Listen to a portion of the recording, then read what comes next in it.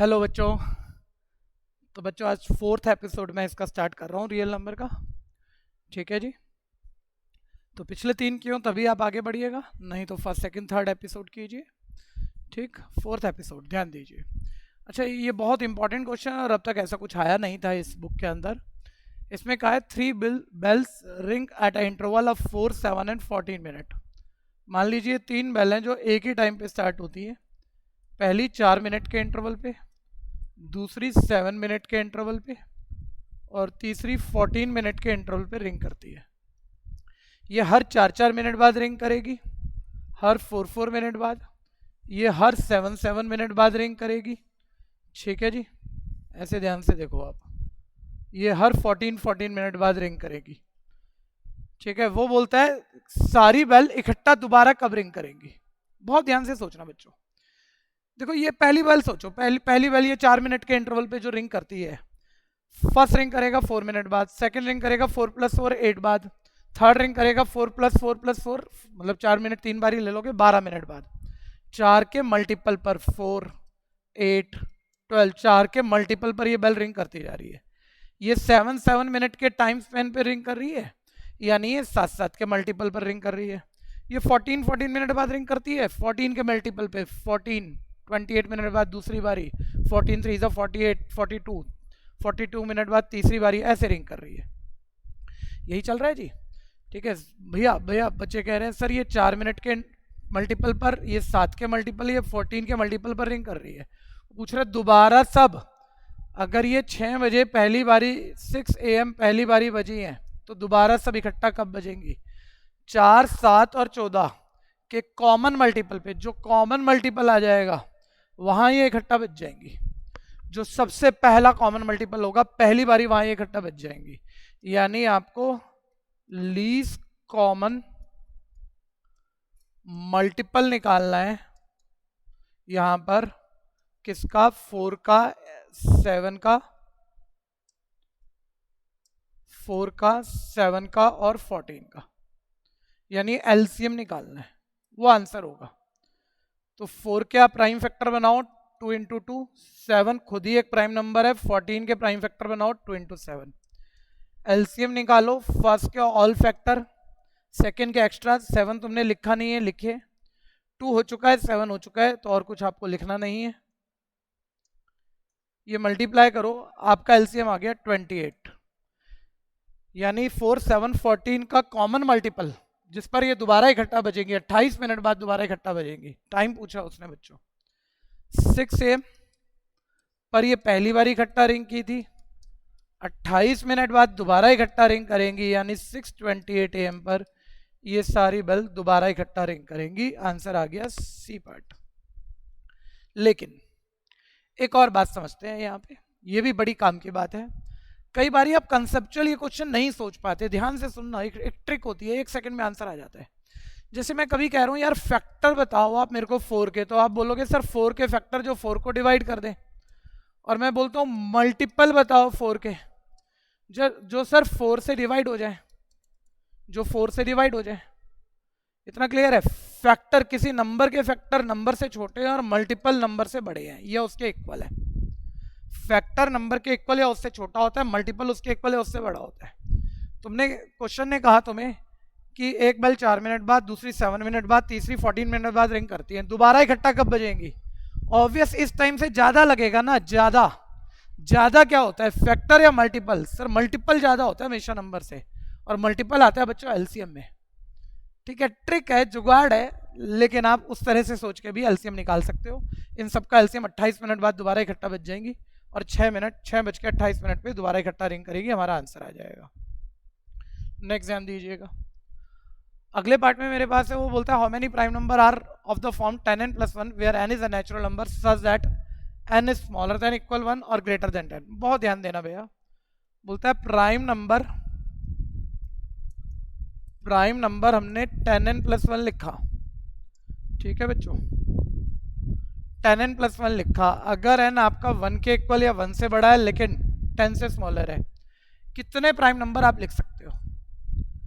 ठीक है जी, जबकि उसने कहा है कि ये प्राइम नंबर है, ये प्राइम नंबर है। ठीक है भैया, तो देखो n की जगह ना पहले एक बार ये 1 डाल के देख लो भाई। आप n 1 से 1 के इक्वल 1 से बड़ा लेकिन 10 से छोटा कुछ भी डाल सकते हो, यानी n 1 2 3 4 चलते चलते आप n 9 तक डाल सकते हो। देखो n 1 डालोगे तो 10 इंटू 1 प्लस 1 ये आपका 11 आएगा। n 2 डालोगे 10 इंटू 2 प्लस 1 ये आपका 21 आएगा। ठीक है भैया। तो अगर आप 1 से 10 तक के बीच के नंबर डाल रहे हो ना तो कभी ये प्राइम नंबर बन रहा है, कभी नहीं बन रहा। 11 प्राइम है, 21 प्राइम नहीं है। तो अब वो डाल के देख लेते हैं जी कितने n की जगह 1 से 1 के इक्वल 1 से बड़े लेकिन 10 से छोटे नेचुरल नंबर डालूंगा तो कितने प्राइम नंबर बनेंगे। पहले मैंने n की जगह 1 डाल दिया, फिर 2 डाल दिया, पहले नंबर बना लो सारे। अब n की जगह 3 डाल रहे हैं, 10 इंटू 3 प्लस 1 31 ये भी प्राइम है। फिर n की जगह 4 डालो, 10 इंटू 4 प्लस 1 41 ये भी प्राइम है। फिर 5 डालो, 10 इंटू 5 प्लस 1 51 बच्चों 3 से डिवाइड होता है। ठीक है, 3 से डिवाइड होता है, 17 से होता है, ये प्राइम नहीं है, ध्यान देना। फिर n की जगह 6 डालो, 10 इंटू 6 प्लस 1 61। ठीक है जी, ये प्राइम है। फिर n की जगह 7 डालो, 10 इंटू 7 प्लस 1 71 प्राइम है। फिर n की जगह 8 डालो, 81 प्राइम नहीं है बच्चों, 9 से डिवाइड हो जाता है। फिर n की जगह 9 डालो, 91 भी प्राइम नहीं है बच्चों। ठीक है, 13 7 से 91 होता है, ध्यान देना। ये 13 और 7 से डिवाइड हो जाता है। यानी आपके प्राइम नंबर कौन कौन से आए चेक करो। आपने n 1 से 9 तक 1 के इक्वल 1 से बड़ा लेकिन 10 से छोटा यानी 9 तक सारे नेचुरल नंबर डाल दिए। तो प्राइम नंबर ध्यान दो बच्चों, 1 2 3 4 5। ठीक है जी, 5 आए एक्चुअली, ये भी 9 9 से 81 होता है, 9 से डिवाइड हो रहा है। तो 5 प्राइम नंबर आ गए बच्चों, ऑप्शन आ गई मेरे पास ए पार्ट। बिल्कुल ध्यान से कर लीजिएगा।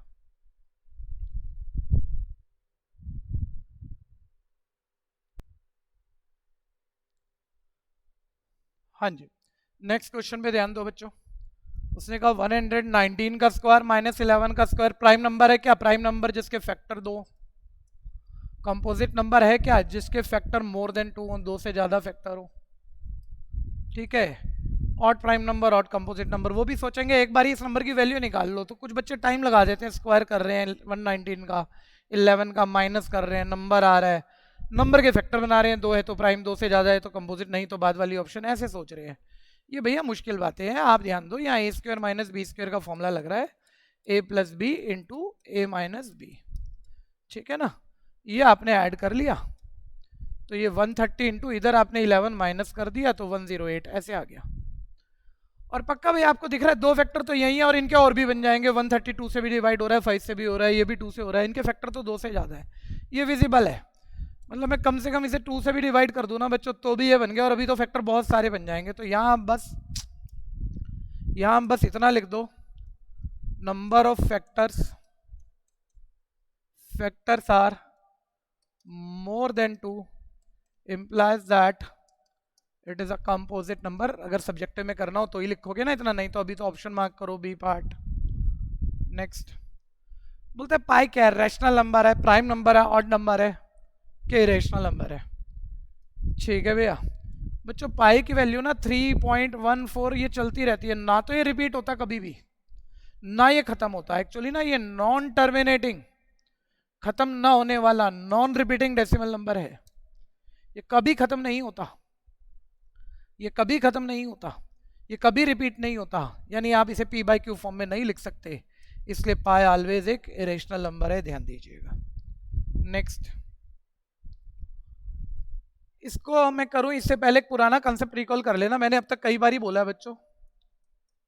देखो रैशनल नंबर की जब हम बात करते हैं ना, कोई भी डिवाइड वाला नंबर रैशनल नंबर है, कोई कंप्लीट नंबर उसे भी आप डिवाइड में लिख सकते हो, रैशनल नंबर है। 0 को भी आप 0/1 लिख सकते हो, रैशनल नंबर है। ये सब जब बातें ध्यान रखना। और इरेशनल नंबर ऐसा कोई भी नंबर है जिसका रूट एग्जैक्ट सॉल्व नहीं हो रहा, √5 √2 √6 √8 इनके रूट एग्जैक्ट सॉल्व नहीं हो रहे भैया, ये सारे रैशनल नंबर है। और किसी भी रैशनल नंबर में rational number add minus multiply divide कुछ भी करो, जो आता है वो ऑलवेज इरेशनल नंबर आता है, ध्यान दीजिएगा। तो देखो √5 इसका रूट एग्जैक्ट सॉल्व नहीं हो रहा है, इरेशनल √3 इरेशनल 2 रेशनल, इरेशनल और रेशनल का सम भी क्या होता है, इरेशनल नंबर, यानी एक इरेशनल नंबर है। आंसर आ गया डी पार्ट।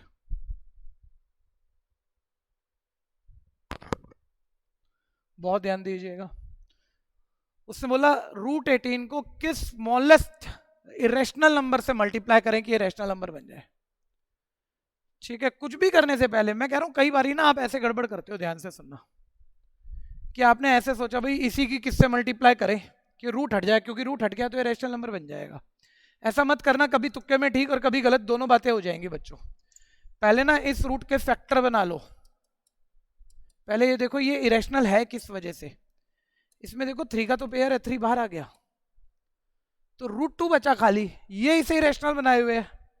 और रैशनल बनाना है तो इसे रूट फ्री करना है, यानी आप छोटे से छोटा नंबर किससे मल्टीप्लाई करो कि ये रैशनल बन जाए, ताकि रूट हट जाए तभी रैशनल बनेगा।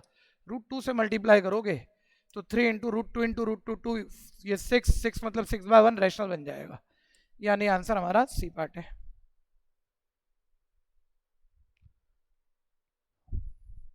पाई की वैल्यू पूछ रहा है बच्चों, डेसिमल में कैसी होती है बच्चों, 3.14 ना खत्म होने वाली ना रिपीट होने वाली होती है।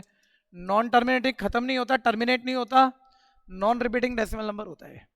टर्मिनेटिंग नहीं होता है, गलत है, खत्म नहीं होता है डेसिमल नंबर, नॉन टर्मिनेटिंग होता है और ना ही रिपीट होता। ऑप्शन है यहां पर बी पार्ट।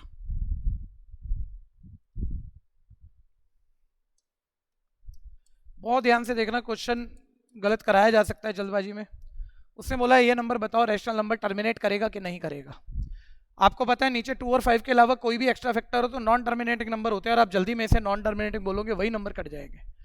नीचे 2 है या 5 है या दोनों है टर्मिनेटिंग है, उसके अलावा कुछ भी है तो टर्मिनेटिंग नहीं होता, डेसिमल के बाद खत्म नहीं होता वो नंबर अगर डिवाइड करें। लेकिन मैंने कहा था पहले डिवाइड जरूर कर लिया करो, जब आप इसे 7 से कैंसिल करोगे ना बच्चों ये ऐसे कैंसिल हो जाएगा। अब देखो डिनोमिनेटर के प्राइम फैक्टर में सिर्फ 2 और 5 है, यानी ये टर्मिनेटिंग डेसिमल नंबर है, तो ऑप्शन आएगा इसका ए पार्ट।